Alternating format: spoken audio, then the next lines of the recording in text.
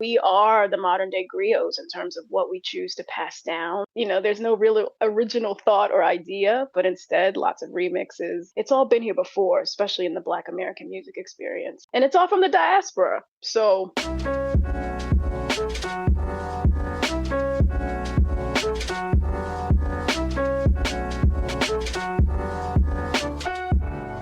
hello, and welcome to Keyboard. I'm your host, Tembi and Thembi. You can call me either. I love them both. I'm a theater artist, educator, instructional designer, and tech enthusiast who loves to talk to interesting people about their journeys in arts, education, and technology. This episode's conversation is with Paige Hernandez, a critically acclaimed and award-winning multidisciplinary artist whose work is rooted in inclusion, multicultural identities, youth development, and hip-hop culture. But let me be clear, there are no limits to Paige's artistic expectations. She is a performer, director, choreographer, playwright, leader in the performing arts community, and just a dope person, y'all. She is so amazing. Paige has traveled the world using performance as a tool of community building, education, self-awareness, and joy for so many different cultures, and I am so excited and honored to share our conversation with you. We talked about her artistic process, what it's like to perform with her family members, how her identity informs her work, and what it means to be one of the most produced artists for theater for young audiences in the United States. And that only scratches the surface of our discussion. I know. You're like, Thembi, get on with it. So here we go. Stay with me. Paige Hernandez is today's guest on Keyboard.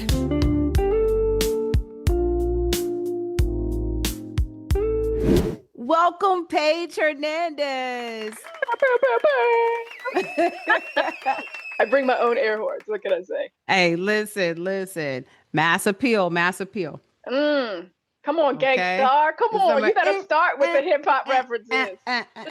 And that's what I was thinking. Growing like grass with the mass appeal. Listen, yes. I was thinking about you. I was like, Paige has mass appeal. Y'all, listen, I'm going to ask Paige a question later. Y'all not getting it yet. You got to wait. But I'm going to ask a question to her later. It's going to trip y'all out. She has mass appeal. I mean, we knew this, but I'm going to give you specifics about how she has mass appeal. It's incredible. Paige, all right. I'm going to act like the interview is starting now, okay? Even though we've already been talking, y'all. You missed it. Too bad. We already been dishing. It's true. We already been dishing. Paige, you are a multidisciplinary creative who came up in an era where artists often identified as an actor, as a director, as maybe two, but mostly one thing that they did. At what point did you realize that you didn't want to just be defined by one form of artistry? What's tricky about that is I never set out to define it. Being a multidisciplinary artist, I'm not even sure if there are a few. They exist, sure, who say, I'm going to do these multiple things. But for me, I was going to stay in one lane, which was performing, which was my first love, which is what I was trained in. I was going to go after that kind of golden carrot nugget kernel. The multidisciplinary world and universe really opened up when folks started pursuing me because of other skills that I had. Understanding that, I could meet needs in a different way. So, for example, my first directing gig was through Jacqueline Lawton and her show, Love Brothers Serenade, which was this like inner city urban retelling of these Afro-Latino men who were kind of caught up in a classical, it was, I think it was kind of structured off of a Shakespeare piece, but it had this otherworldly epicness, but it was based in kind of an urban hip hop aesthetic. And I remember her being like, I don't know who else can do this. I don't know who else can direct a show that speaks specifically to rhyme, but not like a Shakespearean verse, but something much more contemporary that also relies on movement for storytelling. Like she had whole scenes and whole stage directions that were movement based. And so I think, and folk looking for that kind of intersection sought me out. And I wouldn't even say I would define myself as a multidisciplinary creative until I knew the work was legit and decent and that I was doing a good job. But initially I had all those things that you have when you're trying on something new, which is imposter syndrome, which is understanding and learning whatever the pedagogy and language and vocabulary is for speaking in that certain lane, how to be a good leader, how to give instruction, what am I going to take on that's different, um, figuring out all of that, the growing pains that come with taking something new on. And then I think after a few projects in whichever lane I was in, writing, directing, choreography, is when I was like, oh, okay, I got it. All right, I understand. I see what makes me unique. I see what makes me special. I see how performing informs all of that. And I see how my love of hip hop always comes to the surface, whether it's in my approach or my relatability or my ability to keep things contemporary or fresh. Um, so that's how the kind of multidisciplinary hyphenate thing came along. I didn't look for it, I didn't ask for it, but I'm so, so grateful that the universe opened that door. Mm. You talked about hip hop and how it came to the surface. I have to know, when did you first fall in love with hip hop? Ah, yes. Well, brown sugar. Let me see. uh, yeah, hip hop's been there, from the very beginning. I mean, out of the womb. I know that sounds cliche. But I did have young parents, and I had parents who were immersed in the culture at that time of the late 70s, early 80s, who embraced it fully, which meant it was always around me. Um, to think to be like a part of its origin and its beginning, and your cousins got the boom boxes on the shoulder and the gazelles and the fat laces, like the whole shebang. And that was all around me. And I grew up in Baltimore, but I had cousins in New York, in the Bronx, in Co-op City. So to be able to visit them every summer and really be on the pulse of hip hop, I can remember it as early as I have memories, which was probably like 5 or 6. And that's being in New York and seeing a cipher go down, seeing the cardboard out, but also feeling the music, the shift in music from something that feels disco and more rhymes coming in and more electronic instrumentation coming in. And then, yes, back to my parents, they reward me, Themby, with 99-cent cassette singles when I got good grades. You know what I What? mean? Yeah, yeah. And so I think about that. One of my first cassettes was paid in full. And that was a big deal because my dad got me the full album. He got me it wasn't a single. It wasn't the 99-cent single. It was the full album, Eric B. and Rakim. No Um, skips. no skips, you flip the tape over, you know when the tape is ending. And I let Mm-hmm. that tape Mm-hmm. rock till my tape popped. You know what I'm saying? Like I had the pencil getting the tape The right. twirl it around, that's Yes. right. Trying to make it work. And then we had to do surgery then, but we had to put the tape back together sometimes, put a little piece of Yep. clear tape there, let it have a little blank space in there. But yeah, so that's been the vibes. And my parents, I credit them a lot with my love of music, especially my father, just because they again encouraged it and made sure it was something that was always going to be the bridge of our relationship and the way that we communicated. And my love for learning samples way before I did a show about it, but literally being 7 or 8 and my dad being like, well, that comes from this jazz record, you need to listen to that right now to really appreciate it. um and it felt preachy at the time, but now it's the thing I'm obsessed with. Yeah, that sounds like that was liner notes 1.0, and then you created liner notes 2.0. You just didn't realize Yeah, it. I mean, I really had to find a way to be able to articulate what was happening there, which was this bridge of multi-generational relationships. It was also a way of cultural preservation, we like to say in the show.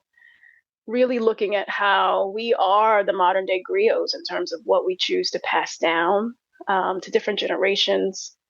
That, there's no real original thought or idea, but instead lots of remixes, lots of resets, lots of additions and adjustments and modifications. But it's all been here before, especially in the Black American music experience. And it's all from the diaspora. So being able to make those links just makes it so much more deep and meaningful for me. Um, and again, something that my father instilled in me when I was super young. So, and I have to say that more than anything, I identify with hip hop than any other indicator of identity. So, for a while it was like oh, you black, you this, you that, da da da da, da. You're a woman, you're that, you da da. How do you identify? Who do you like? And I'm like, my people, which is hip hop. And no matter where I go, like any corner in the world, it's trying to seek out who those people are. I'm gonna find myself in the hip hop. If there's hip hop in that corner of the world, then I belong, and it's everywhere. It's everywhere. Hmm. So you can go anywhere and it'll be there. Exactly. And I learned that Mm. in my travels because if I went somewhere, if I was in Hong Kong, for example, it's one of my first international travels as a teenager, I was terrified because I'm like, I'm not going to find other black girls there. I didn't know what to expect, in the 90s. But then I found hip hop. It was there already. It had already traveled. We didn't even have MP3s and digital access at that time. This is just straight from vinyl and CDs and cassettes. But everywhere in the world, I find Michael Jackson and I find hip hop. And I'm like, that's where I start. That's And then it. everything else just That's kind of it. falls into place, and all those other facets of my identity start showing up. But hip hop's usually the first one. You said that we're the griots and we have to pass the culture down to younger generations and learn what we've learned from generations before us. You've done this. You've created more than a dozen original shows that you've toured all over the world. Out of those pieces, though, has there been one that where you've just left it all on the floor? And has there been one that still has more to say, where you're like, there's something else there? Like, you're like, oh, maybe I shouldn't have. Yeah, of course, of course. I mean, each of those pieces represent wherever I was on the journey of learning. I didn't start writing, and the fact that I have become someone with a catalog blows my mind. It's just hard for me to. I'm glad you say that because whenever I think about your work, I'm just like, she is so prolific and so amazing, and just the brand is so tight. And I get it. I know that you have learned how to do these things and there's a lot of business in there, but you just know who you are.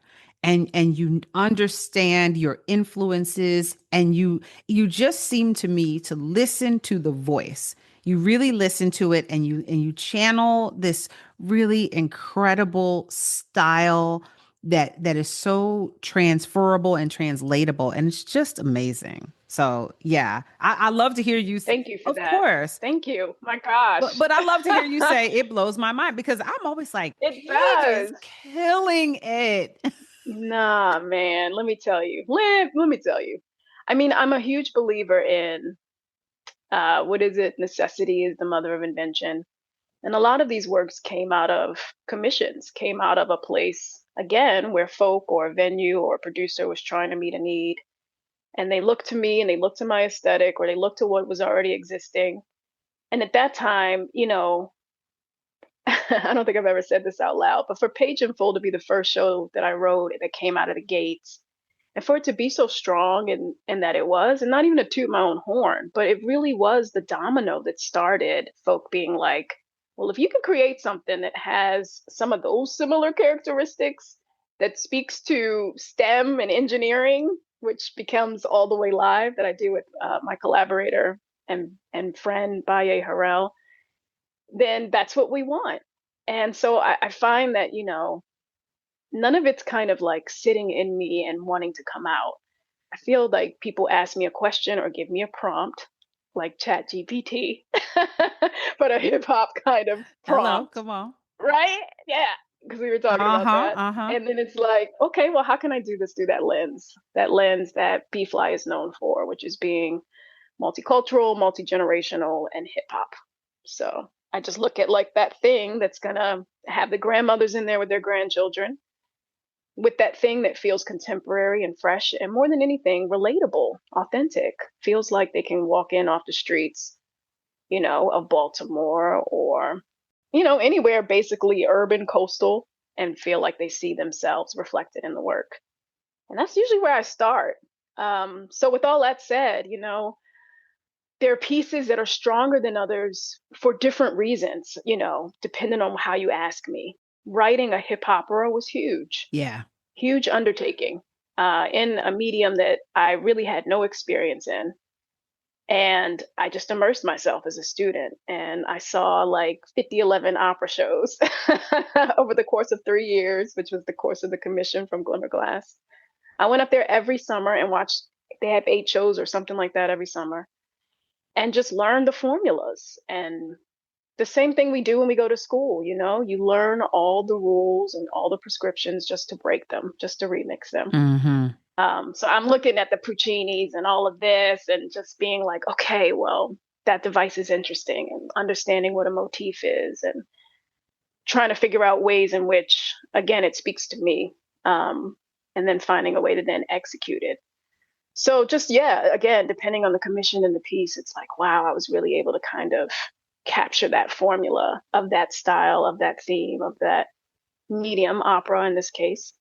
And that's a huge accomplishment. But then I look at another piece like Nayaka Project, which is probably one of my most favorite creations with another great collaborator, Chitra Kalyanderg, which looks at classical Indian text and then being able to update that with something more progressive in the gender lens, as well as being able to crump all over them classical Indian jatams and pavalis and all the things. So yeah, and they're all special. They all really do feel like they hold different pieces of my heart. And I got to be honest, Envy, there's moments when like I think pieces are shelved and retired, and then they have renaissances. Havana Hop is one of them. Havana Hop, I'm like, great, I'm gonna put this on the shelf. It's been amazing. And then post pandemic, it exploded. And I've done that show more now post pandemic than I did when I created it in 2008. Wow. Which is like, what and why and how? But here we are. And, to date, that's probably my most successful show. And you wouldn't have thought that. No, no. And it's the show that was forever evolving. I changed Havana Hop more times than I can count. And, Havana Hop, if it's okay for me to go into the origin story, was Yes, commissioned please. originally by Wolf Trap, Institute for Early Learning. So they focus on early childhood. And it was a part of the Michelle Obama Let's Move initiative. So this is when Obama was first inaugurated, 2008, and they had gotten rid of physical education in public schools. So Michelle had an initiative, because I'm just first name basis with her. Look at Yeah, me, that's because that's Michelle. your girl. No, please, that's Michelle. Michelle had an initiative, and it was like, we just want to get students in classrooms up and dancing. So Wolf Trap commissioned it for that reason. So originally in the show, the main character, Yela, was going to the White House to dance for Obama. Oh, And it was like that for a long time. And then the world changes, politics change, different administrations come in and out.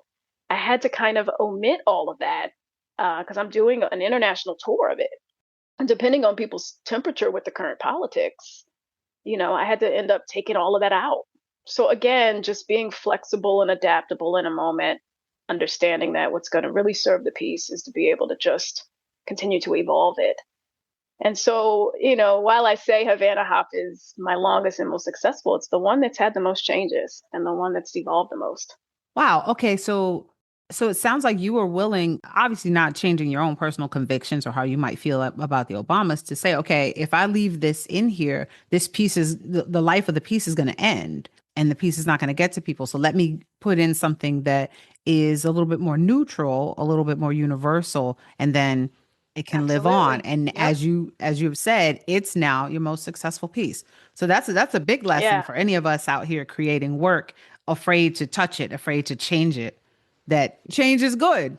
Yeah. It's most certainly not finite. And, you spoke specifically to the piece and wanting the longevity of the piece. But what I haven't mentioned is I was fearing my own safety on the road. I mean, Oh, you get out wow. there at some point and say certain names and get booed off the stage, or you see where folk decide to just shut down and not be invested anymore because we don't align any longer. So all of those things were coming into play where I was like, listen, I'm a woman of color traveling alone throughout this country and mostly in the Midwest, Yeah. mostly in the South at that time, and just trying to be smart about, what's going to be the thing that makes it so that it's sustainable for me so that I can continue to do this, have my safety in mind, but then yes, the longevity of the piece. Wow. Wow. I, Hmm. that is that is wild. I'm just processing It's that. I'm wild. just processing that. Uh-huh. And And mhm. I'll also say that the piece got stronger or is at its best now because of pandemic. Mm, And I also wouldn't have been able to say that. I wouldn't have been able to say a period would happen in time where collectively as a society we would all, be in a deep dark place. mhm. But I had some true discoveries in making it virtual and putting it like, in front of others through the internet that really uncovered for me some of the strongest parts of the show. I mean, I came out of pandemic with this version that feels like it's the way it's supposed to have always been. Um, Okay. it's remarkable. Like again, it was a gift from pandemic. We can count the gifts, Yeah. right? That was a gift because I never saw it. I put together pieces in the plot and just aligned them in a way where I was like, oh snap, this is the strongest and most intentional it's ever. And then your willingness to be flexible and to not not be rigid. Because Mm-hmm. some people can just be so inflexible, whether maybe whether it's conscious or subconscious, and they don't even realize that they're pushing away opportunities to continue to evolve and to continue to tell stories. So I really admire just your bravery and your willingness to adjust and to shift. And Yeah. yeah, I mean, so you mentioned Page in Full, which I mean, when it first, I'll just say for the listeners, I saw the very first production of Page in Full because that's just how we were in DC. Like if dope artists are creating something, then you make it your business to make sure you see it. That's number one. But I also was involved with the Mead Theater Lab, so I'm very much a development person, and so for me that piece is particularly special because I was able to see. Okay, you showed us. Okay, this is what I'm developing. This is what I'm thinking about, and it was just so good, so far along in its process. And then I watched you just keep developing it further and it just blew up. And from there, I want to say about the year after, you were like, this is about to be a thing.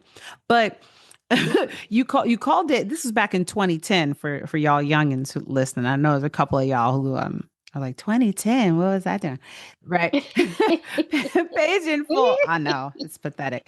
So you called it a virtual mixtape of poetry, dance, hip hop, and monologue about finding your way in the world as a young woman of Chinese, Cuban, and Black identity.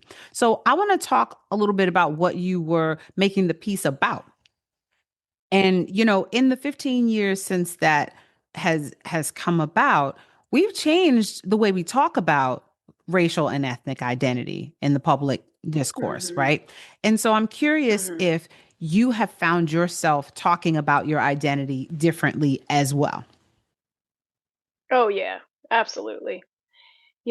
Back then, even if it was just 10 years ago, we just didn't have all that we have now in terms of vocabulary and labels and even a certain amount of um, just the reception of it is different. I just feel like the way that folks receive cultural identity or identity, period, whether that's, you know, um, sexual identity or gender or whatever the case may be, we have so much more language. We have so much more vocabulary that we can use.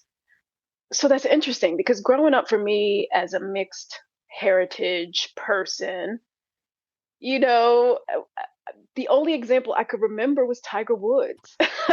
Yes. Okay. Yep. Yep. In terms of somebody who publicly was like, I am black, but I'm also this other thing. And I'm in a picture with both my parents, and y'all can't deny this. Like, Yeah. come on now. Right. Speak to both And I of them. remember You being can't just like, speak to one. oh, Yeah. Yeah. right, right. And I remember back then, on the census, it was black, white, or Asian. There was no other. But, now we get black of Hispanic heritage or black of, you know what I mean? Like there's Mm-hmm. different categories and subgenres. And are you other? And how do you explain that? Or maybe you have, percentages and things. This was also a time before the DNA testing and ancestry.com and like being able to pinpoint exactly what we were besides what was told to us or what we know to be true. So I wrote it really in the spirit of that, just thinking about myself as an 8-year old, which is where we start the show. Um, and what identity meant to me at that time when, yeah, it was super binary and there were just three boxes and none of those boxes feel quite right. And, the questions felt like the identity questions I had for myself just had so much more stake and danger behind them. Who am I? What am I? What can I contribute? Why would you want to listen to me? Why would you want to believe me? Am I Black enough? Am I Latin enough? Am I Asian enough? So those were the kind of questions that kind of got into the piece initially. And now we can talk so much more nuanced about what all those things are and what they represent and what we're made up of.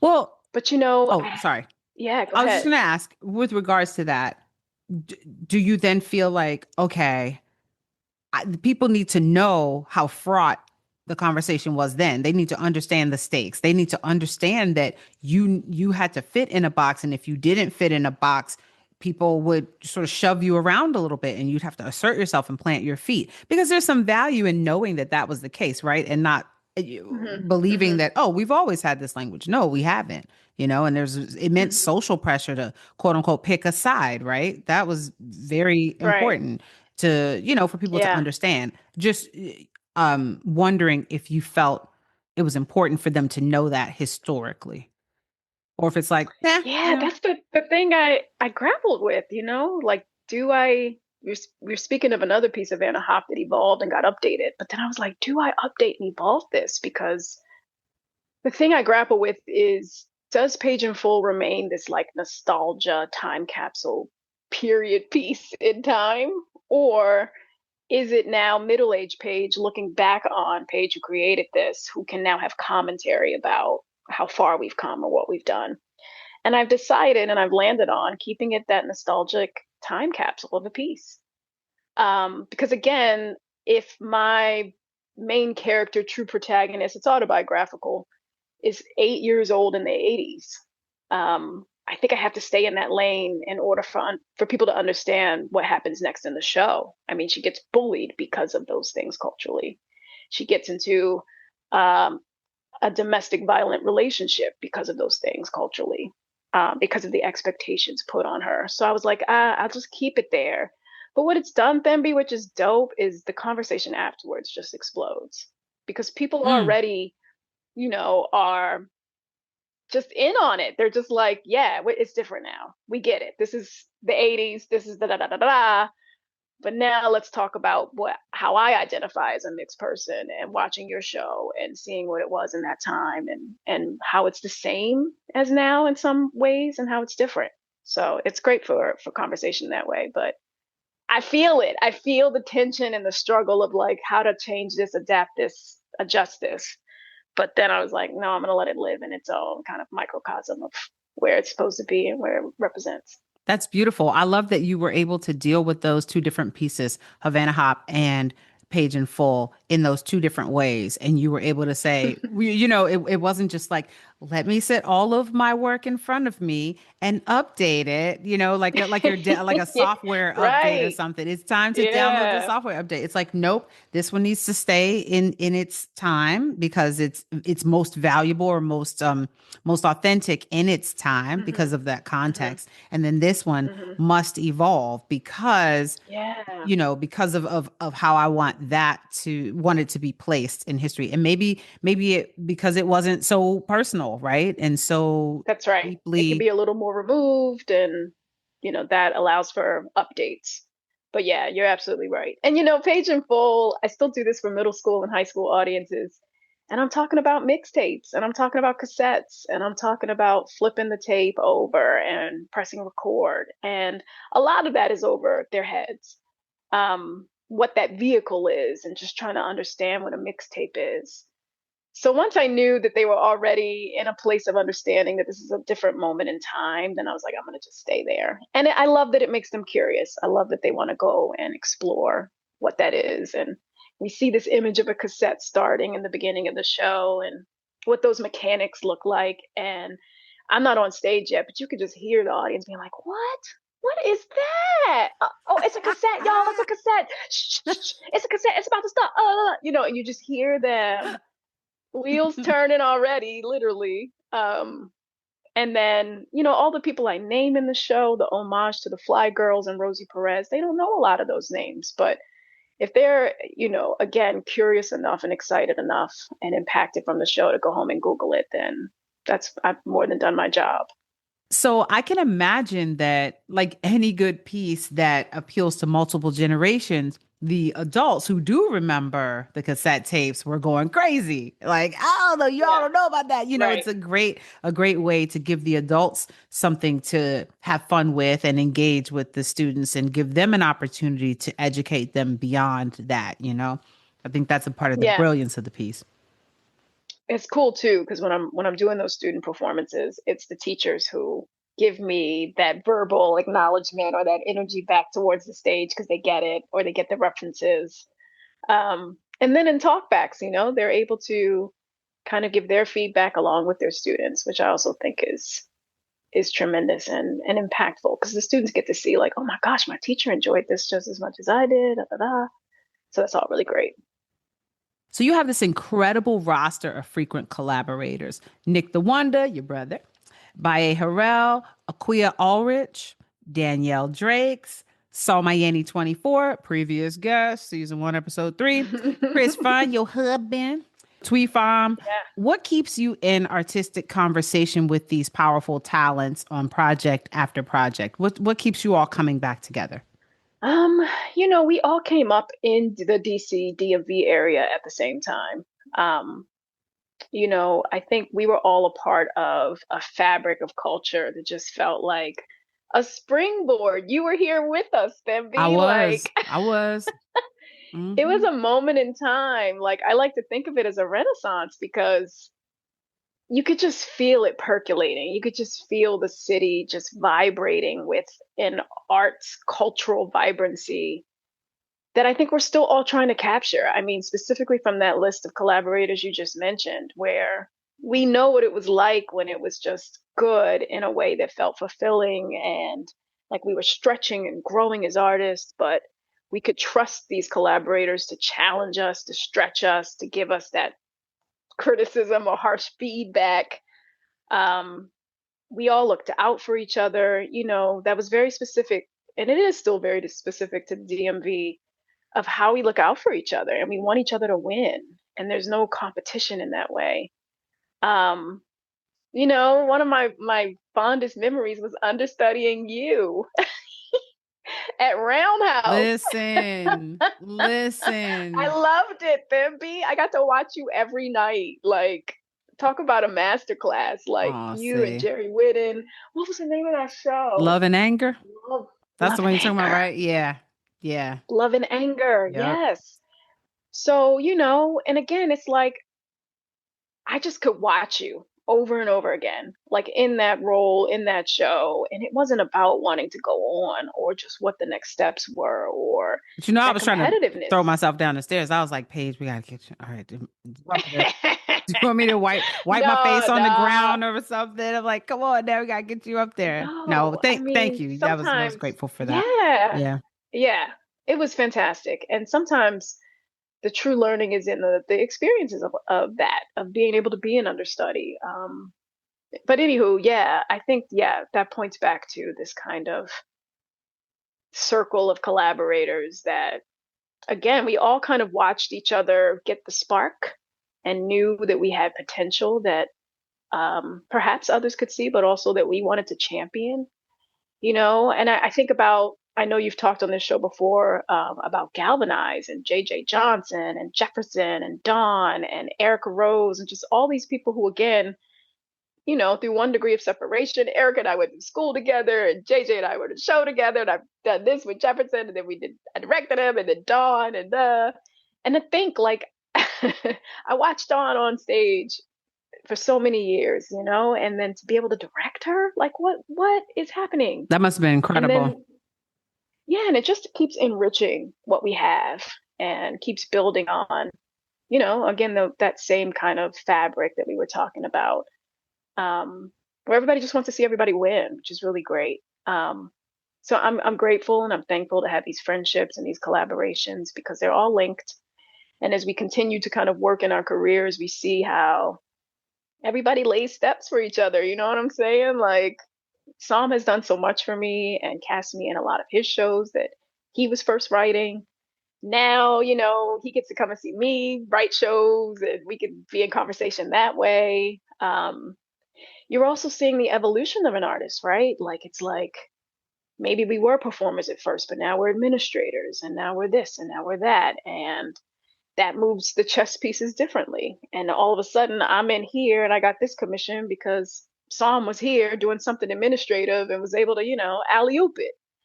So all of those things are connected, and also saying that I'm very elated to be able to do the same thing at Everyman as associate artistic director there, where I can just kind of put the hand back, like Sojourner, just put the hand back and be Come like, come on. on in. Come on. You want this door open? You want the table? You want the seat? You want to throw the table out? Whatever. You got the options now. So happy to be able to give that access. And yeah, and I want nothing more than to pass that on. We ride this until the wheels fall off, but then who does it next? And who feels like they can and want to, and you know. Yeah, yeah, beautifully said. Beautifully said, because we all, as the kids like to say, understand the assignment. We know what's required of us, right? We bring our best to the work. We love each other very deeply, and we hand it on to the next. We open up opportunities for others, in each other and the younger generation, and folks above us who are still relevant and may be That's right. forgotten by others, but we never And forget brought them. us there, pulled us up. That's right. Um, yeah, saw that light in us, saw that potential in us, and we're able to move things around for us to get to where we are. So it's all one big circle cycle. Um, yeah, and I love this community, and I love, again, what we've done over the years and how it looks like different roles and different ways to take risks and different ways to give each other permission to fail, to workshop, to keep going, to keep trying, just to have support be so visible and present like this is really a gift. Mm, hmm. I want to go back to Page in Full and the creative process, because I want to talk about that for a little bit. So your process for Page in Full started with a mixtape from your brother, Nick the Wonder. Sorry, my bad. I was finished. Nick the Wonder, baby. He created a mixtape, and you created 10 dance pieces from that, which you then filled in the text around, and that evolved into Page in Full, right? So you took a movement first approach by listening to his music and developing it from there. And it's such a beautiful way to create a piece that is so, I feel like it led to, when, if I feel like I recall, Chris was in the piece, but in through his bass, and That's you were right. having a Yeah. conversation with his bass when With you like him playing met the him. bass. Yeah, and when Hmm. he spoke to you, he spoke through the instrument, right? That's right. Oh my gosh, Yeah, yes. yeah. Oh my gosh, your memory. Listen, because it was so powerful. And I say that to say that, like, when something like that, like, I don't remember the what you said exactly. I know what the trajectory of the, I Hmm. know what happened. Y'all Yeah, got married, yeah. you know. I know it worked out. But like, just the idea, the way that y'all chose to express that, it connects me to the, like, you started with movement and you developed around it. There's something universal and visceral when you talk about how hip hop is the identity you most associate with. It just makes sense to me, because you didn't start with, okay, I'm going to write these words and then we're going to see how we can bring the words to life. And I know, as a director, that's what you have to do. You start off with text, for Hmm. the most part, Hmm. unless you're devising something, right? But you start off with text, and it's your job to build a story around that. But I love that this way that you approach the movement and the music. I'm curious, is that a process you said, okay, I have to keep using that process, or was everything just different? Because I know a lot of the work is Yeah. commission, and you may have Right, certain right. prescriptions, but I think that's the only piece like that. If ah, I think about it. Yeah. It was very organic in that way. I got to give props to Danielle Drakes and her company, the Hajera, because Yeah. that is the reason for the season. Come on. Um, Danielle is a great friend and a wonderful director and performer, had her own company and was like, yo, we need to produce for this year. I'm looking for something, this budget friendly, AKA a solo show. And we know you have all of the ingredients. So why don't we put a recipe together? And I remember just being like, nah, yo, I'm not doing that. Like, nope, it terrifies me, which is usually the reason to tell you to do To it. do it. But Yep. Yep. I was like, it's terrifying. What am I going to talk about? She's like, about you. It's autobiographical. Make it your story. I know your story. I know that it's engaging. And again, didn't want to do it, didn't want to believe it. And then she got funding. She Hello. got a grant. And usually that's all it takes. It's like, hey, we got resource now. We can create a team. We can have rehearsals. We can, like this can be a very lived thing. And so that's how Paige and Full started. Again, nothing I was holding, nothing I had to get off my heart, off my chest. It was a friend being like, "Hey, I want to produce, and I feel like your story can be the thing that we showcase." And the team that we were able to assemble included my brother, and I knew that from the beginning Nick had to be a part of it because Nick has been instrumental in all my creative endeavors. I mean, really, Nick's sound is that kind of heartbeat of B-Fly. His compositions and his music are in just about every show. Wow. Just about every show. Yeah. I mean, he's in Havana Hop, he's in All the Way Live. His music is very signature and key to the B-Fly success and its aesthetic. So, but even before B-Fly, I knew Nick just had to be a part of it. We were also just peanut butter and jelly, Nick and I. If we're in the basement of the Hernandez household, he's, rapping out a beat on the table with his fists, and I'm dancing. I'm a fly girl, and he's SW1. um, and I knew Nick had to be in it. And I knew Nick was also on a very peak moment in his career in terms of producing and for hip hop artists. And he had a radio show at that time through College Park. So he brought a lot of value to it. And Nick was going to be on stage. Nick was in the premiere production with me. So he was that live DJ, that selector who kind of served as that thing that kept the mixtape going live. You could really understand the metaphor and the correlation with the DJ and how it was operating the story in my life. But yeah, he gave me a CD of his beats, and Mm-hmm. I was like, man, this one beat sounds like my parents getting together, you know what I'm saying? And conceiving me. I know that's right. And that's the first moment of the show. You Mm-hmm. watch me be both of my parents and then birth myself. Yes. It sounds crazy saying it right now, but that was because of a Nick the Wonder track. I was like, this track is them meeting at the club and, being a pregnancy that happens way too fast. And then here I am. And what are you going to do with this little girl? And then, they were so vivid and they were so locked from the moment I heard them, Thembi. I can't even describe it to you and the listeners of like the next track I remember was it's a Michael Jackson sample of when the Jackson 5 covered Ain't No Sunshine, the Bill Withers joint. And I just thought about my grandmother's death. I thought about her funeral. And I thought, I want a hip hop keening. I want to be able to mourn through this song, through young Michael, who no one knows how his pipes at 10 years old were able to convey that amount of emotion. But I wanted that to represent a time of tremendous loss in my life. Um, so anyway, just from hearing that, I was like, well, this is what I got to write. This is what I got to do.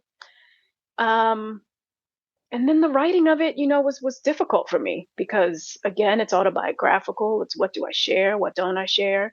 I had a great dramaturg, Brian Joseph Lee, who really pushed and challenged me to share things that were challenging, that were traumatic, because you needed to be able to go on a journey with me, and you needed to be able to understand why the triumph or overcoming adversity means so much to this person, and that's going to help with the universality of it.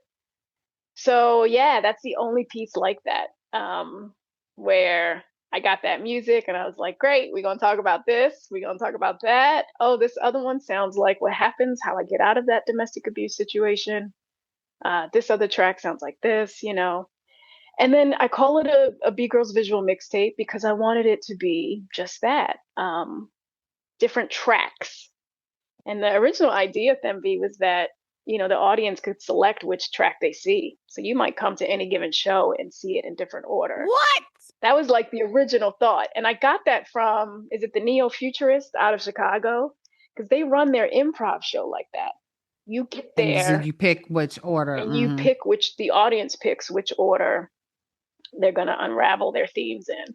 And I was like, oh, yeah. Well, when you go to listen to a tape, you fast forward to the song you want to hear first, or whatever the case may Mm-hmm. be.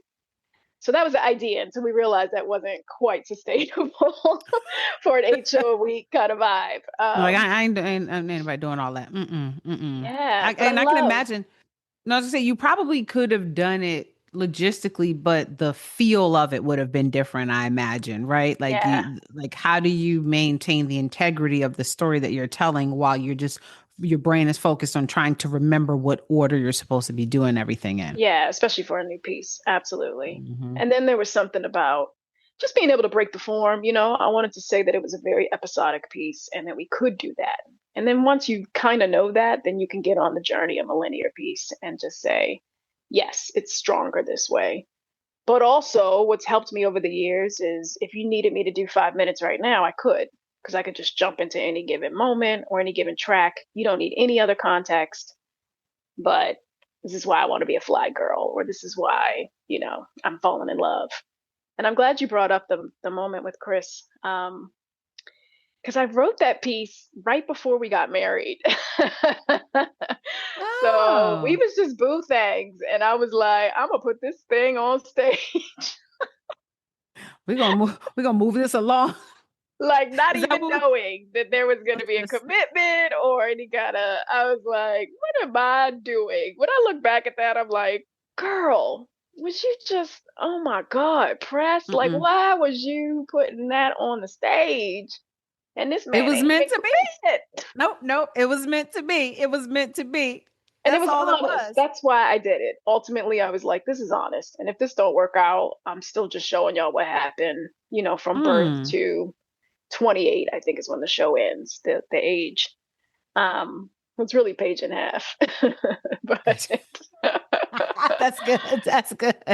yeah, so I was like, yep, this is what it looks like to make bold choices, to take risks with your art, you know, to be vulnerable with an audience and be like, this may not even work out, but I'm gonna just share it with Mhm. y'all.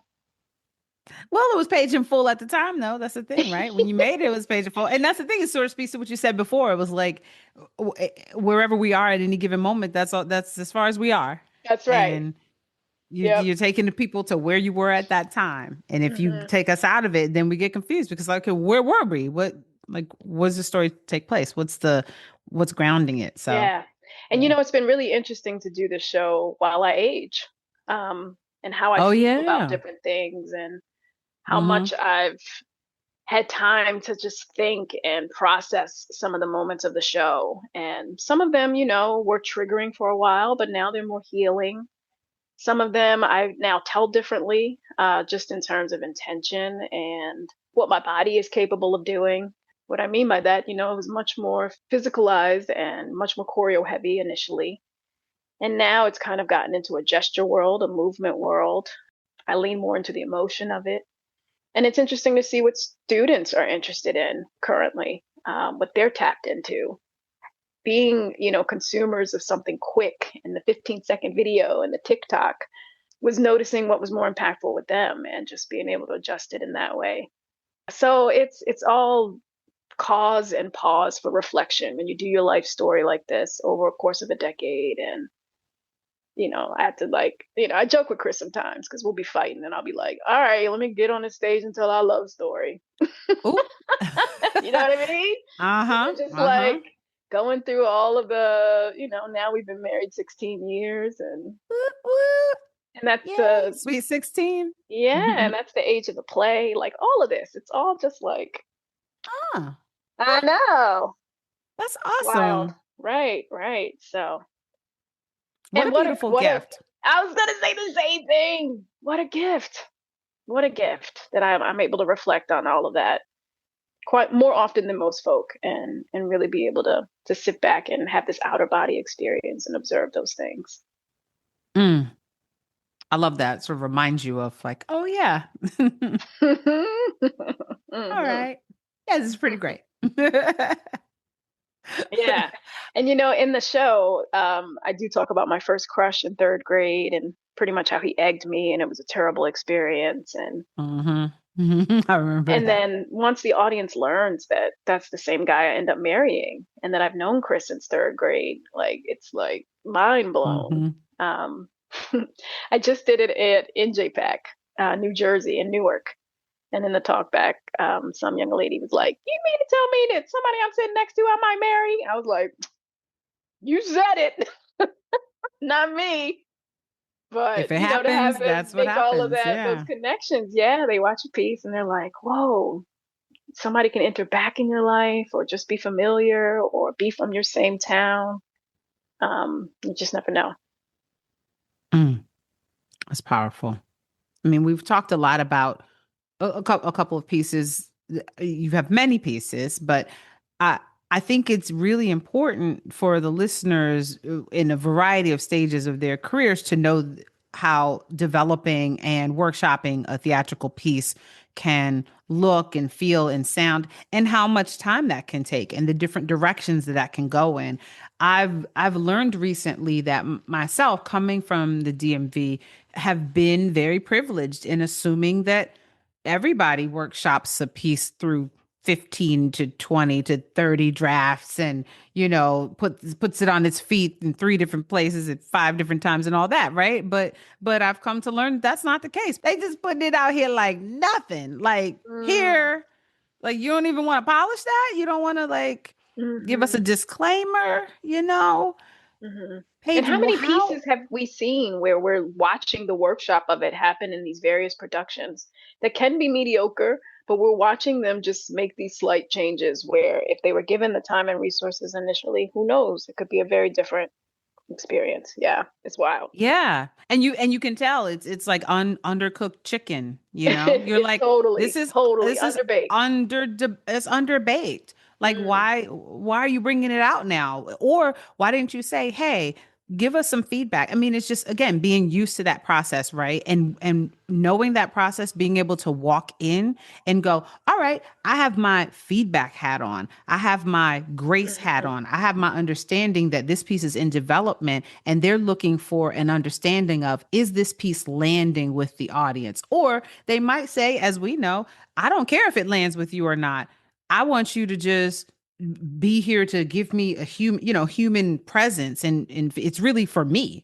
right. And you know that you're offering yourself up as an audience member just to for them to know, where are the laugh lines, where are people, where when do you hear people sniffing, when That too. all Yes, that right. The stuff. audience reaction and their input and how that changes everything. Absolutely. Mm-hmm. Hmm. Mm-hmm. So it's just, can you talk about how you feel about the development and workshopping process?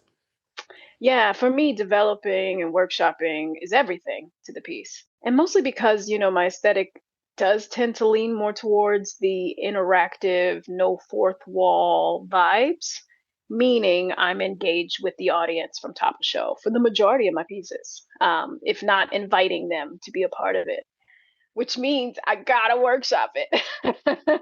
I gotta know from the jump what my foundation is. Am I going to have projections to support this? Am I going to have to do this in the script?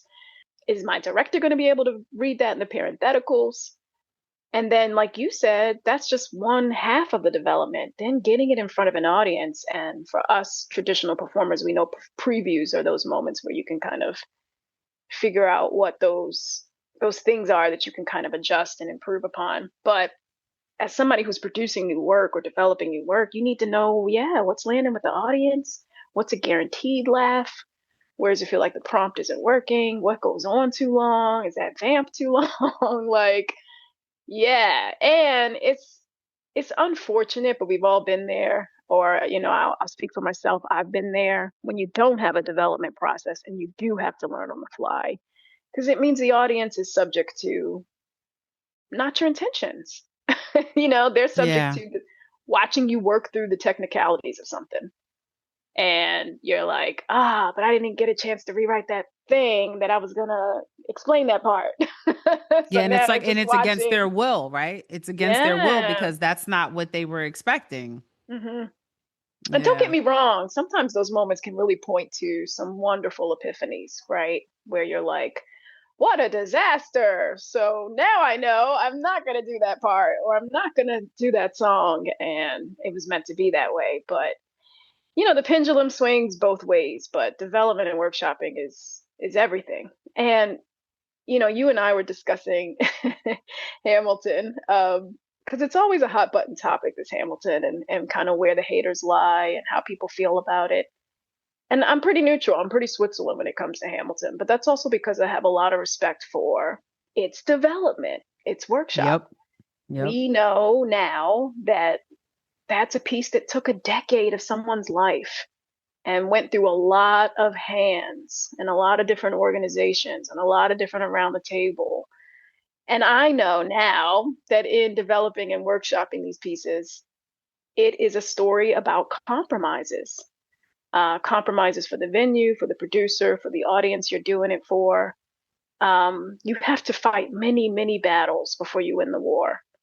And the battles is where it's tricky because you don't need to win them all. You just need to win the war. But man, any given battle, any given commission, that's a whole nother podcast episode in terms of just what I've been up against. So I can't imagine a machine like Hamilton and Lin-Manuel Miranda and Chiara Allegria Udice and where they started and what could have felt more true and authentic to their home base and then where they had to go for the mass appeal, right? Mass Like appeal. Mass bringing it appeal. back. Because the thing is, would Hamilton have been this 10-year Tony Award winning performance where everybody's going nuts and most of us have seen it in person with some, maybe not with the OBC, original Broadway cast, but maybe with tons of other incredible performers. And how many performers of color has this piece given an opportunity to be on the big stage? And right, so there's so many benefits that this piece gave us. If at some point, again, they had been inflexible, like we talked about before, maybe the piece wouldn't have made it because theater is such a collaborative art. It's not like a visual That's artist where right. you're like, that's the piece, Yeah. and not to And say no they don't have to one compromise. Yeah, and no one talks about what it's done in terms of breaking wide open the contractual side of it for the creators. So, Mm, yes, good what point. Lin-Manuel was able to do about, were you a part of the workshop? Did you help to develop that song? Here's how royalties are going to work. Here's how publishing and licensing and rights. That's unprecedented, Themby. No one's ever Yeah, done this. Not that's black, a good white, hip point. hop, rock. It doesn't matter. Like that Yeah, changed everything. And now that there's multiple tours and a Disney version in terms of just whatevs, all those artists benefit from that. I mean, they are living off of a check that will go on for the rest of their lives, which is pretty remarkable. So we can say one thing about the art, but then the business side of it, and if the art had to be pushed through for that to happen, is that a fair enough, balance, yeah, compromise, yeah. So it's really about zooming out and looking at the whole picture. But that goes back to development and workshop. And, someone who spent 10 years perfecting a piece and then seeing the fruits of their labor and then being like, great, we're going to take another action, another step to do something different about the longevity and the life of this piece and what it means for its original creators. Yeah, it's pretty incredible. And now you see all of the pieces that have been influenced by Hamilton in terms of Hmm. style, in terms of, theme. It's just Yeah. it's I mean, lovely now to it's see. completely assimilated into American society. I mean, Mm-hmm. So there true. is no more hip hop theater as a genre in terms of having that strong label because it is all around us. It's something that everybody's borrowed or appropriated it or whatever.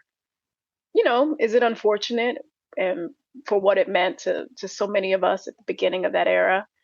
And just again how we got our start. I think about Goldie, who's on your show too, and us Mm-hmm. coming up together. But now, yeah, it's just a part of the American theater fabric in the way that we can put some movement or some verse into anything, and it's just what where our palates are used to now. But you can track that with, any major Black artistic movement throughout time, right? So I hip hop's mean, just the next one. it's just it's what we do.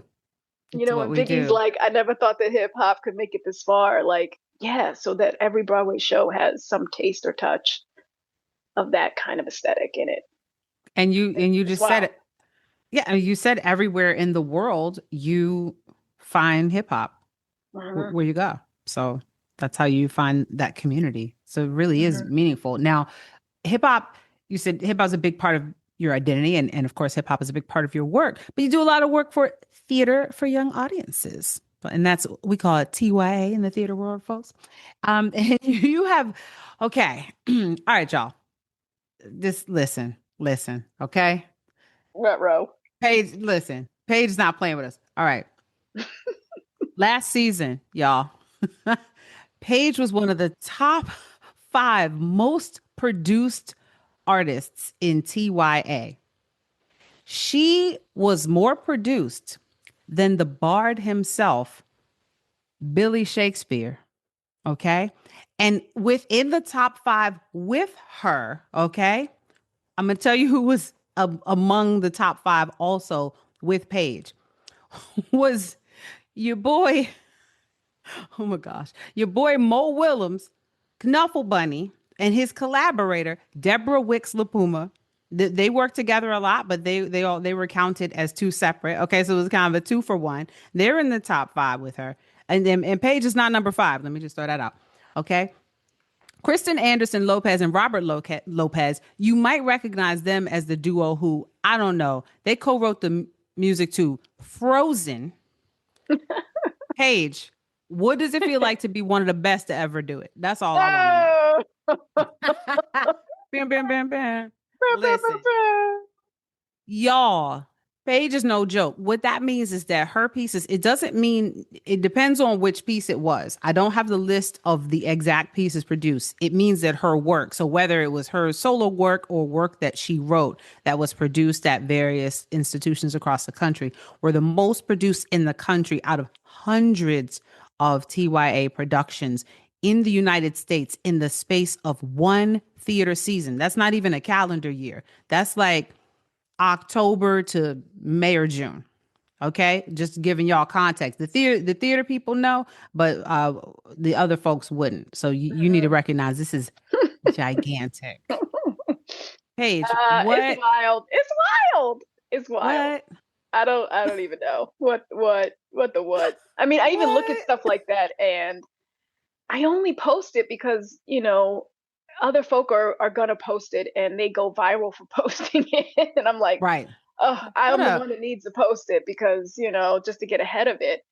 But if it weren't for that, Themby, I can't it feels weird to even post something like that. Like it's just like I'm just out here doing the work, trying to keep the lights on, get this puppy chow. And then, Okay. Is the baby fed? Okay. right. Mm-hmm. And then you see something like that. It's this incredible and remarkable acknowledgement from the field that I love and that has done so much for me. Mo Willems, I was the original choreographer for Knuffle Bunny. That's right. That's right. So I remember you Mo had that and connection with them. Deborah, like we were in the Kennedy Center room together while I was trying to Mm-mm-mm. teach a 6 foot bunny how to waltz. And then speaking of DMV, Erica Mm-hmm. Rose played the mother in that. It just brings back such great memories. And Rosemary Newcott was a director for that. And I've learned so much from Rosemary as a director, but also as a friend and a mentor. I just think about like nobody in that room saw that I was going to be on a list with them, some 10 odd years later, which is like, that is so wild. And you're right. It's a combination of several shows that I have touring around the country or in production. And I got to give a shout out to my booking agent, Simon Shaw, who he's been my only booking agent my entire career. We've been going again more than a decade strong. And one of my latest commissions, is Life Doesn't Frighten Me, which is an adaptation of Maya Angelou's poem. with illustrations by Jean-Michel Basquiat. So I got the like power in the engine of Maya Angelou behind me. You know what I'm saying? Like, yes, I Listen, did that, but you also can't folks lose. You came out can't to see lose. that show because of Maya's connection to it. And, being on the shoulders of just my heroes and ancestors, Maya and Basquiat. So, that show, Life Doesn't Frighten Me, had a 4-city tour last season. And then, yeah, Paige and Full is out there. Havana Hop is out there. All the Way Live is out there. Stomping Grounds, was back in Seattle. Like, that's my hip opera. Like, so yes, they're tallying all of that and saying, are youth in front of these works? And absolutely they are. So it's not going to look like that every year. I think this is just one of those years that just happened to collide with a lot of different projects being out at the same time. And again, back to the discussion, no one's seen the years of development. Life Doesn't Frighten Me. Oh, and I'm happen to be rocking the jump. Took 3 years of my life to make before the show was even out in 4 cities last season. So, to be on a list like that, that's the kind of acknowledgement, that's all I'm gonna see. Yes, I see the checks, and that's really what matters. Come But on, in them terms of checks just gotta help now. in terms of just like, yeah, to be able to say that and say most produced, that's huge. It's unbelievable. It's really unbelievable. Yeah, I need Yeah. you to have a sash for the rest of the year. Just like if for the year you were like Miss whatever in the pageant, you can wear a sash. The Mm, top 5 most produced playwright. Put the tiara on there, boom. Because mm. listen, It that's deserves a big. crab cake, let me tell Yeah, you. come on, crab cake. Yeah. Some Old Yes. Bay. Put some Old Bay on My that. favorite. Yeah. Yeah. No, it's wonderful. And it's also fleeting. It's not lost on Yeah. me that I may never show up on that list again, but that was a very special moment. So Well, that's let me great. say, you're right. You're right. It is fleeting. And as time moves on and interests and priorities move on, different pieces come to the forefront, right? But I think it's important to acknowledge that your work and you are now going to be cemented in the memories of so many young people. So as they continue to move on and find their love for theater, for performance, for the arts, those moments where they saw you on stage, where they saw your work on stage, are going to live with them forever. So yeah, maybe next year Mm, you'll be the 11th most produced playwright, and that's fine. You might not show up in the list of top 5, but the imprint that you are making on young people across this country and of course across the world, that was just for across the country, is mm, you can't take that away. I don't care how many lists they make, there's a reason you're doing this work and it's so powerful and it's powerful to the adults. I mean, we just talked about that. Like the adults are moved by it as well. So it's not like if it's TYA and focused and it has the certain tenets of it and the pedagogy that you've developed for the piece to connect from an educational standpoint and be fundable from an educational standpoint, but like no, it's powerful work. It's just good work. mm. And Thank you. yeah. Thank you. So Yeah. yeah. Man, let me tell you, so much gratitude. Thank you, Thembi. Because, Yeah. yeah, you're So proud of absolutely you. right. And So I'm so it's hard to digest. we It's didn't curse. wild. We didn't curse this whole time. And I was telling We myself, I did. was like, Paige has a large youth audience. And and so now I'm like, I gotta cut some stuff out because I got too spicy. That's okay. So I'm not gonna curse because I want all of your young fans to be able to listen to this. But I'm so gosh darn proud of you and Mm. everything you've accomplished. And I know that you've only scratched the surface. Oh, So wow. yeah. Well, this conversation has just, I don't know, it's just buoyed me in a way that I didn't expect because I'm trying to choke back tears here. Because yeah, I don't get to talk about, where we are and where we've come and the full like trajectory of just someone's work and career, and it's a lot of sweat equity. So to have you say that, and it just resonates. So thank you. You're welcome. I mean, this is what I love about this is I get to give people their flowers right now. So, Yes, you I love it. know. I love it. So, oh, yeah. Okay, so all right, let's talk about something. Let's pivot and talk about the pivot. Mm. Okay? Hmm. When when have you had to change artistic direction in response to something unexpected? We know what the obvious one is, the pandemic, right? That's the big one that everybody had to pivot from. But were there other moments where you had to pivot? Oh yeah.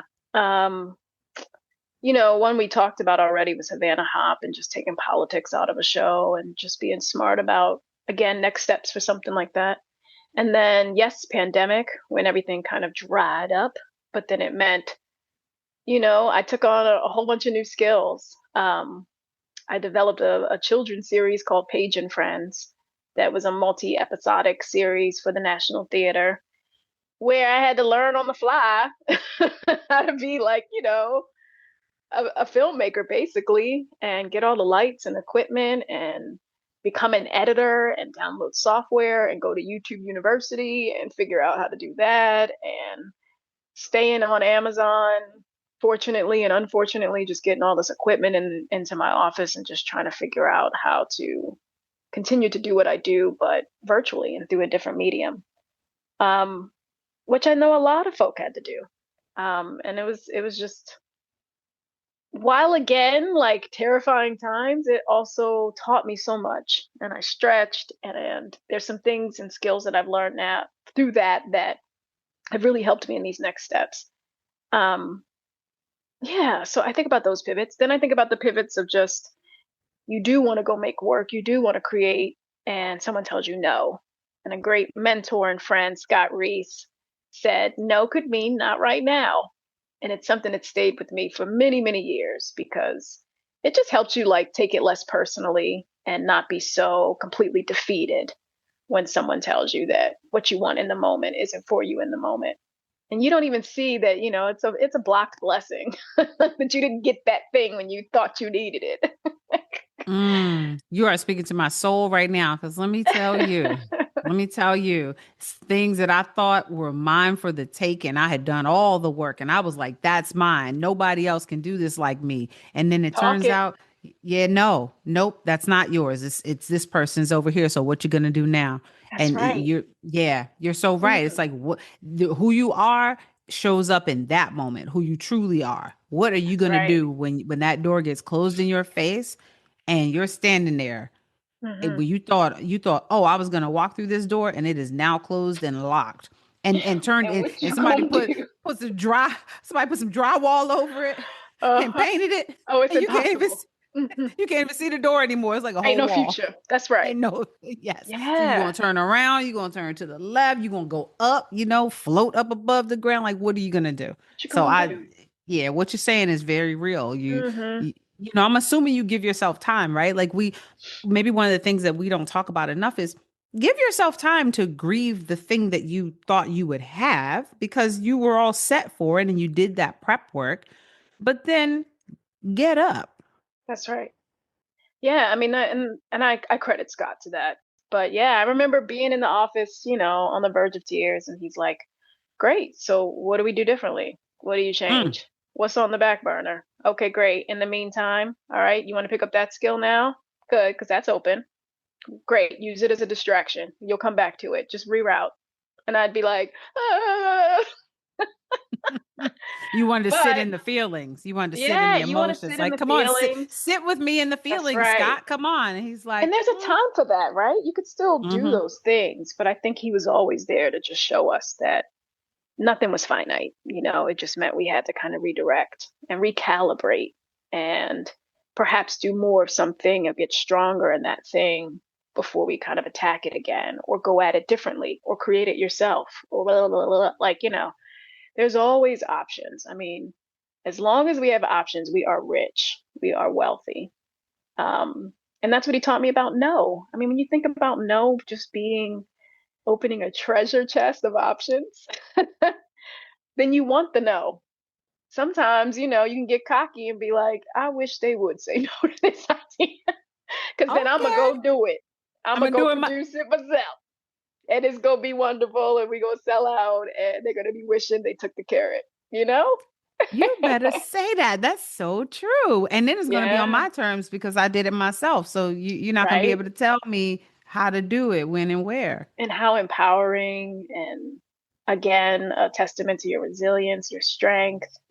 So pivot for me has always been positive. No's positive. All right, that ain't meant for me. Yep. And I love that. I love that Scott framed it in a way that was like, how do we look at this from a an optimist perspective and not like, one thing. You give so much power to one thing to approve you, to say you're worthy, to tell you you're ready. Why are you giving your power like that? You know? And vice versa. You go and ask for that thing and they say yes, great, you move forward. Like, you know what I Yeah. mean? So both sides are truly gifts. It's just whichever one you're ready for. Mm. Listen, okay. Hmm. That ain't me though. That's Scott Reese. Yeah, hello. And Sky is definitely like time to move forward. Next, what's Hmm. next? What he won't Right. do is sit still in any Hmm. way. That was So his yes. equivalent of like, pick yourself up, dust it off. Oh, you scraped your knee. Oh, okay, great. Well, you didn't get to the white meat. Keep it moving. Hmm. You still Hmm. alive, right? You alive? Okay. You breathing? Okay, good. Oh, yeah. Yeah, Scott, and you know well, we'll speak to that in a second, but the importance of having mentors in your life who will not allow you to quit. Because Right. when we go to our mentors, when we feel like we want to quit, we're going to them for that. We're going to them because we know they're going to say you cannot and you will not quit, and here's what you Hmm. will do. Because Hmm. we just don't have we don't have the gas in the tank to do it for ourselves. And we're like, please just help me pick myself up. And they're Hmm. so good at that. The good mentors are good at reflecting it back on you, not absorbing whatever you have going on. And now both of you sitting there despondent, but reflecting back on you and saying, so, okay, what are you going to do? Like you said, Right. okay, what skills do you have? What skills do you need to have? How do you go about doing that? You know, Right. and Right. taking action steps so that you actually can get it done, not just feeding you platitudes like, oh, you can do it, you've got what it takes. It's Right. like, I know I got what it takes. That's why I'm mad I didn't get it, because I was That's supposed to right. get it. Yep. Like, I don't need you to tell me that. I need you to They help me just figure fan in out. the flames. Yeah. Come Yeah. on. Hmm. Yeah. Right. And so Hmm. that's a lot of people don't think about that. But it's like what a good mentor does is like, okay, you need track shoes? Do you need golf shoes or bowling shoes? Hmm. Or do you Hmm. need stilettos? What does the matter call for? That's right. Yep. Let's get you those shoes so you can walk on through to the next. Yeah. So, And what a blessing, right? Mentors. mhm. Um, I'd love to give a shout out to a few others if that's okay. But now that we're in a flower Please. giving mood, Come yeah, on because now. Come on. I think about Scott Reese. I mentioned Rosemary Newcott. Um, Also Greg Henry, who's at the Kennedy Center. Who showed me as a director that if you truly trust your actors and the room and the process, the greatest gift you can give back is their time. Mm. And it's since then it's always got me thinking of time as currency, because yes, currency is currency, sure, but then I think about all that actors do, and sacrifice to do 5-minute audition but have a 2-hour commute to and from another city to get there, and was on public transportation and never ate and didn't even get a follow-up question after their audition, Thank and it's you. just like, yeah, and Right. it's like, well, Yeah. time. And he was someone who I took that from him, just you did everything we expected to accomplish. Y'all go home. Like, we ain't got to work Yeah. the final midnight hour that you already getting underpaid for. But if you show me that we can do and accomplish this vision in unity together, then I can give you back your time, which is just, yeah. So I think of Greg, and then Danielle. Danielle is still out here just doing amazing work. I know she currently directed piano lesson at First Stage that JJ is in. Mm-hmm. Um, I got to get her Also, on here. yeah, Got and to also get just a her on here. fabulous educator. Like, what she Mm-hmm. instills in these young folk too is tremendous, and what she was able to instill in me that started this whole thing. Will always give Danielle props. And Raymond Codwell, he's another Yes. great collaborator and mentor, who is doing a lot and does so much to push this field forward and doing it just with such class and integrity. I mean, there's a whole list of folk I could talk about, but those come to mind of just who've been instrumental in kind of my success, but also just in what I like to pass on as well. Thank you for naming them. This is really important to me. This whole project for me is about, like you said, giving people their flowers, but also just acknowledging on the record who we are where we came from and what we did and what we're doing and Mm-hmm. what we think about that, right? So if I talk to you and you tell me all these things, then nobody can say otherwise because it came from you. Yeah. And I, that's what's important to me is the Yeah. storytelling. And So I'll thank you. also in this moment give a shout out to Vinny Lanchisi, who's the artistic director of Everyman Theater, just because Everyman has been a home to me, coming from Baltimore and just being affiliated with a theater with someone like himself who saw that I had that potential again and was able to kind of move me up the ranks, like as performer, first equity contract, all of that good stuff, to resident company member, to associate artistic director. Hello. He created that ladder and I can't deny it. And it's just, again, someone putting their coins and their chips in you and investing in you in a way that says this makes sense, but also it's building up the next generation. And then just being able to again pass it down, which is great. And he's retiring this year too. So Okay. You know, thank you for that. That is important. But the other piece of it is you met the moment every time. So I'm just gonna acknowledge that as well, right? That you got the support and folks looked out and said, okay, but it's because they mm. knew what you had to bring to the table. And when you showed up at the table, everybody ate. You know? You know what I'm saying? Eat it up, eat it up. Eat it, eat Yeah, it, you thank you know? for that. I'm Yeah. just saying, like, you ain't coming and was like, oh, all right. That's it, huh? Okay.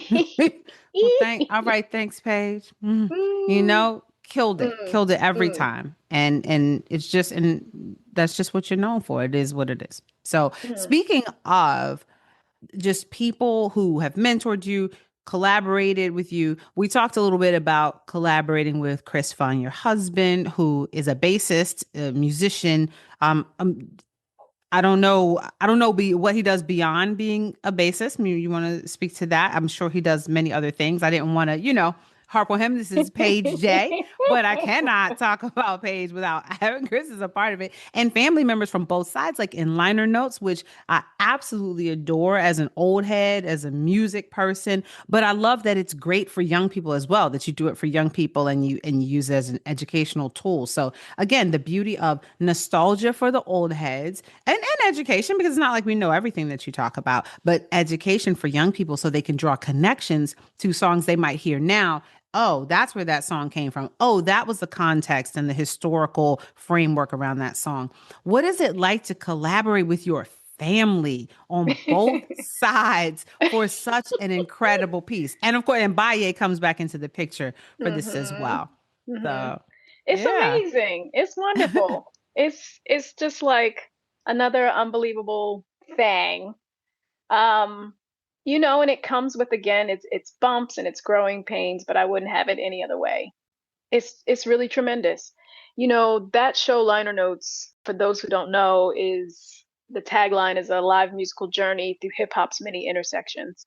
And essentially it's a jazz quintet that's headed by Chris, my husband, the upright bassist, two lyricists, myself and Baye, a vocalist, Aquia Allrich.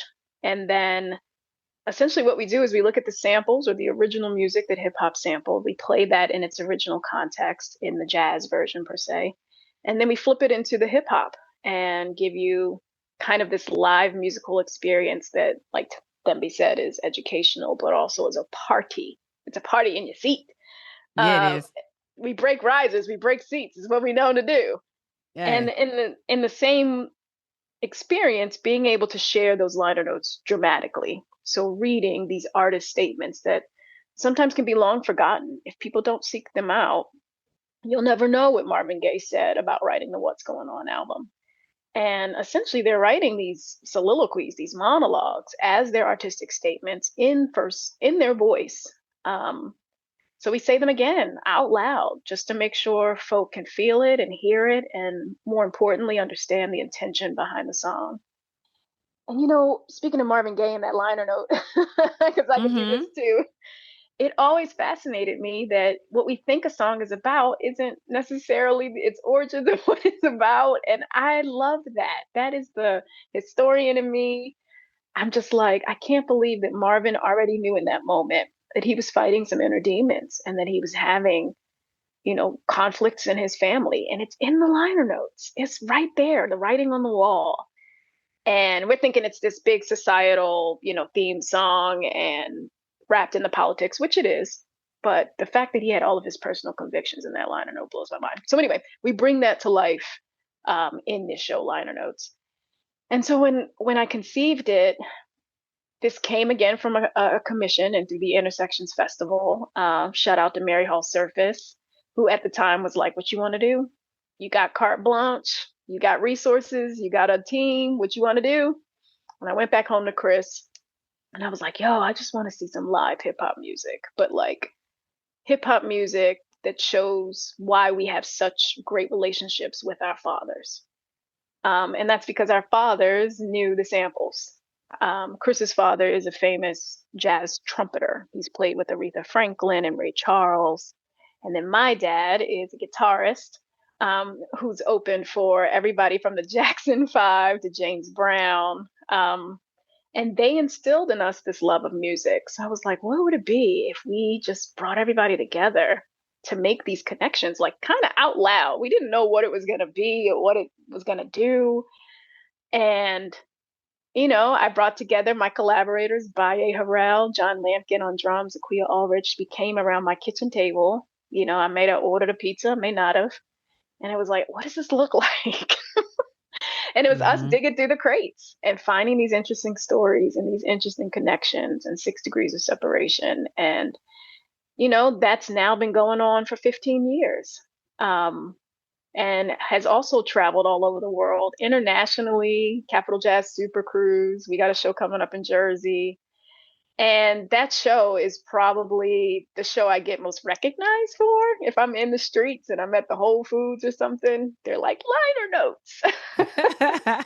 Because otherwise, I'm just middle school famous. You know what I'm saying? Mm-hmm. Mm-hmm. So No, it's I get nice to that. I get just what you're be saying. out and have such a huge following. And our fans are like none other. I mean, they pack that joint out there in their lawn chairs, waiting for tickets. Anytime we bring it into the DMV area, they show us so much love, and they help to create it. They really help to make it what it is. We last did it as a part of the Kennedy Center's first Mic Festival, but right on the heels of the 50th anniversary of hip hop. And so to see those the family, really, our fans are our family, come back out and give us that love is amazing. But they are a reflection of what's on stage, which is a family, which is Yeah. folk who just love this music and it has bonded us. And I think the audience senses that and feels it and just knows that it's a great time.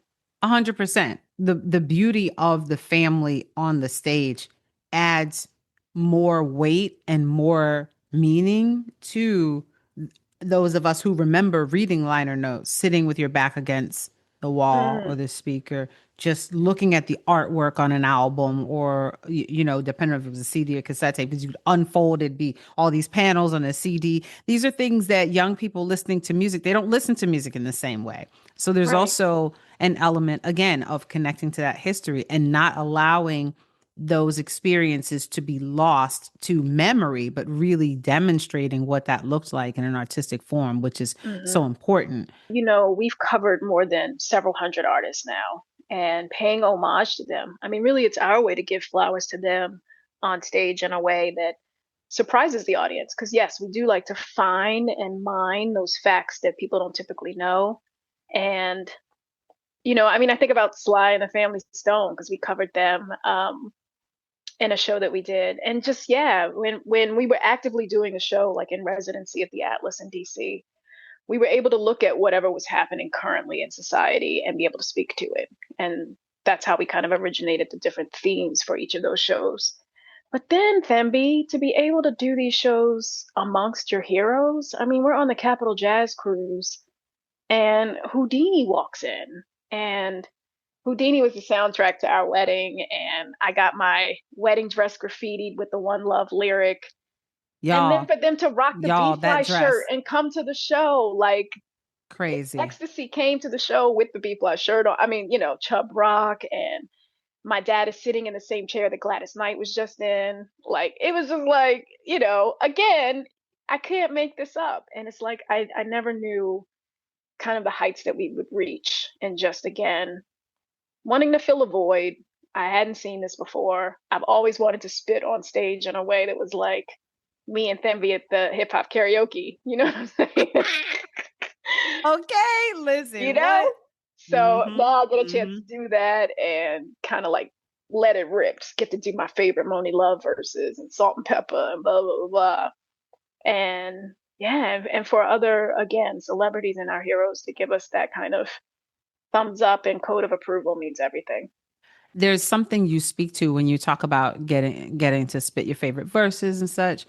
There's a quality of joy in every bit of your work that comes through in your press materials. The joy is there, and maybe because I knew you before I saw the press materials, but no, I don't think so. I think if I hadn't known you and I just saw it, I would be like, that person has a light of joy in them. There's a sense of joy and connection that you bring through that I think is so admirable, because you're a human being just like any of us, dealing with the same world and the same surroundings, the same challenges, but you find your way to joy. It's like you mine it and you understand that your way of finding the joy is through the music, through the movement, through hip Mhm. hop, through giving people their flowers, through celebrating, and through the live performance. You don't just come sit on a cube and say, all right, now let me open up this tome. I'm going to tell you this. You're like, get up out of your seats, wave your hands.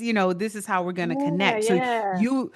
you bring joy to the stage, but you Mm, infuse that joy in us. You don't make us just sit and watch you be joyful. You're like, get up. yeah. Thank you. And I feel like in this moment I'm understanding that I'm not if the audience isn't having a good time, this is any of the pieces, then I'm not.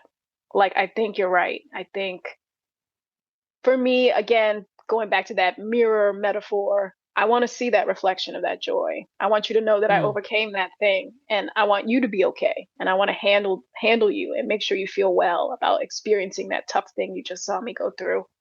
But then that you're going to be all right and that the joy is there and that I can then, we can give each other permission to feel. We can be vulnerable, we can be brave, we can do scary things, but then we can also be joyous. Thank you, thank you, thank you, hmm. thank you. Because you're right. Yeah. I feel like if I don't see them having fun, I'm not having fun. Mm-hmm. Yeah. And that's why you And I workshop gotta your work, earn it, right? I gotta Yeah. earn it. It's not that Mm-hmm. I'm forcing folk to get up out their seats. It's like, Right. no, we about to show you. We about to do this break or this one moment or this thing, and you get to watch me be goofy. And then it's just like, yeah, you see somebody crack a smile and we like, we earned it. I know it's hard work, but I bet you have moments where you feel really free when it's really working the way you want and the message is getting Mm, across. So, definitely. Yep. Yep. yeah. It's the best work I have. I'm fortunate to have a lot of different ways and sources of income, but for sure, I'm my most happiest when I'm doing B fly work. And again, knowing that my intention is clear and heard and experienced means so much to me. And it Beautiful. allows for the balance. It allows for me to come back to the community and direct or do something I wouldn't typically do because I can fill my cup up that way, and then be able to go and pour into others. Oh, that's great for an artist. That's really important to know what Hmm. fills your cup, and then you can have that Oh yeah, balance. oh Otherwise, yeah. it's like, what are we doing this for? If I'm gonna do that hard show, yeah, I need to do a couple beef like gigs. For real, for real. Uh-huh. So you mentioned briefly your directing and other projects. You also do residencies and workshops. A lot of times those are connected to a performance. You might be in a particular city or country, and of course having you in there doing a show. They're not, let's get a whole residency going where people can really experience you off stage and work with you. In your many, many residencies and workshops that you've done, how have those activities and initiatives stretched you as a creator? Hmm. I didn't understand this when I first started out, but the residencies and workshops really help to cultivate a new audience in that new space. So I show up in Billings, Montana. Don't nobody know Paige Hernandez, and why should you care? You know what I mean? But the way we were doing it is Monday through Friday, I'm in the community. I'm in the schools. I'm doing master classes. We're doing dance classes. We're doing writing classes. We're doing hip hop classes. So that by Saturday and Sunday, they come to see the show. And I never knew it was kind of set up to be that support for that unknown artist who may not have a community or followers in these different places. And, I was right on like the cusp of social media, starting out. So there was no like Oh, followers, like, yeah. or Twitter, or, you know what I mean? Like that wasn't there initially. It's now something that I can take advantage of. But yeah, back then it was like, no, you You don't had to show get up it and you're out the TikTok mud. famous. Right. I didn't have Right, the right. viral out, so I got to put the work in, that sweat equity, and do these workshops and residencies. So I think that, that taught me a lot about connecting to folk in a way that is genuine and, again, universal, meeting people where they are, understanding, how to facilitate different instances. So much of what I do is informed by my work as a teaching artist and as an educator. And then, fast forward to doing trauma informed practices through theater and being in communities who suffered tremendous losses, whether it's school shootings or prisons or juvenile detention centers, group homes. I mean, you name it, I've done them all. Um, and repeatedly, you know what I mean? Like sometimes it's what I prefer. Mm. And it's being able to connect in that way that is very grounding, and I think that's how it informs the work, then. I think I'm in these situations and populations and I'm like, great, that's all nice. But then when they get to sit back and just watch me do me, am I still the same person? Am I still doing my best to represent not just myself, but to amplify their voices and what I've learned from them and their experiences and journeys? Um, in some of those populations, they don't get a chance to get their voices heard or amplified, especially not if they're in a correctional facility. So to think that I can take that on or add that in the Page in Full or add that little 8 bars into, you know what I mean, the show that they're about to see, they lose it Yeah. in the best way possible. Like they're just like, oh, no, she did it. And I'm like, Hmm. yo, I heard you. Not only did I hear you, the work is exceptional. You got bars. And, if I'm the person in the vehicle that allows you to be heard, like I hope that that does something, in terms of just, again, their hope and their trajectory and what they do next and how they continue to create. So I think those residencies and workshops have really informed the work in that way. It just keeps me grounded in a way that I can always be that conduit, for the people. My stories go but so far, but I think it's learning the collection of experiences and stories from others that are really going to keep me afloat. Mm. Yeah, Okay. like, Yeah, I mean, yeah. because even for you, like, our own lived experiences is one thing, but at some point, we get stuck or we could sell ourselves short. But once we start to kind of incorporate everybody else, and again, thinking of that universality.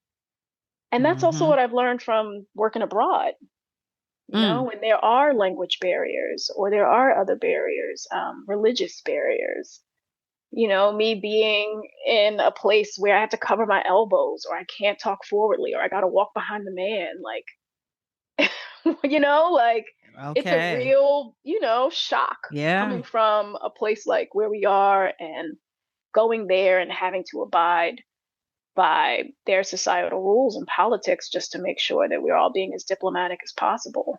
Um, but again, it's a check. It'll check you quick. It'll check your privilege quick. It'll check how you Mm. move. Hmm. And again, keeping your safety in mind at all times and just, everything you're taking from that. But and then, doing the show, like doing Havana Hop in Singapore, where they don't, not only do they not understand English, I mean, I'm sorry, not English, Spanish per se, but where they are in their English could be different too. And English is the number one language in Singapore, but it was always just like, well, what is again the universality of what I'm presenting? Do they see it in the movement? Is it intentional that my displays and what they see visually align with what I'm saying or emoting? So thinking about all those things to make sure it has the maximum impact and the most appeal or access, is what residencies and workshops have taught me. That makes sense. And it's interesting because the work is the work, right? So if you're very bold and upfront in the work, you really have to be thoughtful about, okay, but as I'm moving through a space that isn't isn't my home country. How do I conduct myself to get to perform this work in front of young people, and not about a judgment, right? Not that, oh, Hmm. things should be Hmm. different here, but people want to see this and people need to see this for a variety of reasons, and just being Hmm. able to get to the venue to tell the story and not allow differences not allow cultural differences to get in the way of that. That's It's really right. admirable. Yeah, to be those obstacles and hurdles. And we know they're there. We know that's going to be inherent. And I think, when I worked in India and Gujarat for a while, that was really a language barrier, because even the English there is not as much as I anticipated or expected. But it was about, well, how do they see themselves in me again? And how do I see myself in everybody I meet? Because it's there. It's totally there. And one thing I learned quickly was like, it's in what you wear. So I went to, Okay. two of the women who I worked with and said, do you mind if I borrow some clothes this week? So that I could just go ahead. And I think that moment and that interaction showed them that, I wasn't afraid to really take them on and be immersive in a way that feels, again, genuine and sincere and wanting to belong. And they understand that, and everybody understands that.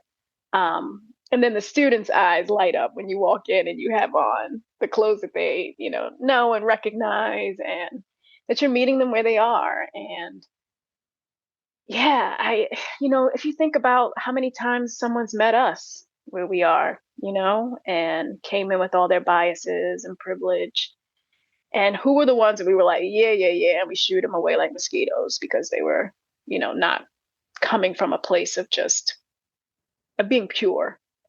And then who were the ones who were like actually genuine and sincere, and we were like, I feel seen, I feel heard. I'm gonna do more. I'm gonna write one more poem. I'm gonna do this thing. You know what I mean? Because we just feel Mm-hmm. like there's trust and there's safety in the risk taking, and some beautiful art can come out of that, which is the goal. So, Wow. Okay. All right, Paige.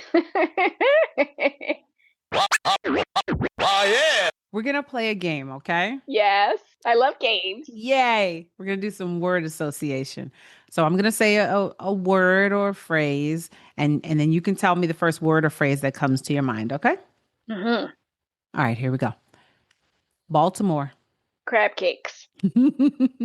Mentor. Blessed to have many. Legacy. Publishing. I know that's right. I know that's right. I surprised I know. myself. I was like, I got the stank face right now. Y'all can't see me, but I'm like, yeah. Mm. Mm-hmm. Microphone. No, no, Fiend. I'm look. a microphone fiend. I was looking Fiend. at you and I was like, say fiend. Come on, Paige. But no, I'd throw it in the rock it him. wasn't what I was thinking either when I came with the word, but it just, I guess, I don't know. Uh-huh. It's the way I said it. I was also going to be microphone check one, two. Oh What is yeah. this? The fiver, the sassy with the roughneck. Oh, I could go forever. My mic sounds nice. Check Check one. one. Yes, Yeah. yes. It's something about. Oh, I'm supposed to be doing. Okay, sorry. I was about to go there. Just something about that microphone. I know. That's a good one. There's something That's a good about one. it. Something about it. Mm-hmm. Beat girl. D fly. Yes. Fly. Girl. Come on, fly girls. Pivot. Step ball change. Life. The cereal. I just bought some Life cinnamon cereal. I can't wait to open that box. I don't know why. I just had a taste for Life cereal. It's been so long. I It's love it. random, I but know. that's where I'm No, at. I love it. I love that you can create such. That's one of the things I love about you. You can create such profound work, and then you can just be so fun and just see. That's what I think is so great about your work. Oh, look Is at your life. you don't perform depth, and I'm so deep. You're like, come on, let's get it. I love it. That's great. That was fun. Oh my gosh. You win the game, Paige, just so you know. You win the Ah, game. You the best. Paige Hernandez, you are so amazing. I cannot thank you enough for taking the time to talk to me today. This was such a good conversation. You are such an Hmm. incredibly gifted and wonderful artist, and your gift to us because you carved your way into the world and you created this unshakable impression and this work that's going to live with us forever. So just thank you Wow. for being so brave and, answering your calling, answering the call and Oof. just walking into it. Wow, wow, wow. Well, thank you. This pleasure was all mine. I've been waiting so long to be a part of this podcast. And thank you for all that you do for us, for artists, this platform, the ability to reflect on this. Again, that's a tremendous gift, Demby. Like I'm probably going to end this call and go cry because that's just what you brought out of me. But I Yeah. appreciate you and thank you for doing this. Oh, thank you. All right, y'all. I feel like this could have gone on for another few hours easily. Y'all, I had so many questions. I had to call because I was like, okay, I can't just take all of her time. But just know, y'all, we might have to do another one of these down the line. Ooh, Okay. don't tempt Paige, me with a good time, okay, Demby. Don't tempt listen. me. There's We could just so go do like back and forth hip hop. I mean, honestly, like there's so much we can do. Yeah. Ah, don't tempt me. ooh, I'm not All right, y'all. Till next Hmm. time. Keyboard is produced, directed, and hosted by Temby Duncan. Theme music produced by Psycho Sid. If you enjoyed the show, please subscribe, follow, leave a review, or give us a 5-star rating. Your support helps the show reach more listeners, and it means the world to me. Thank you for listening.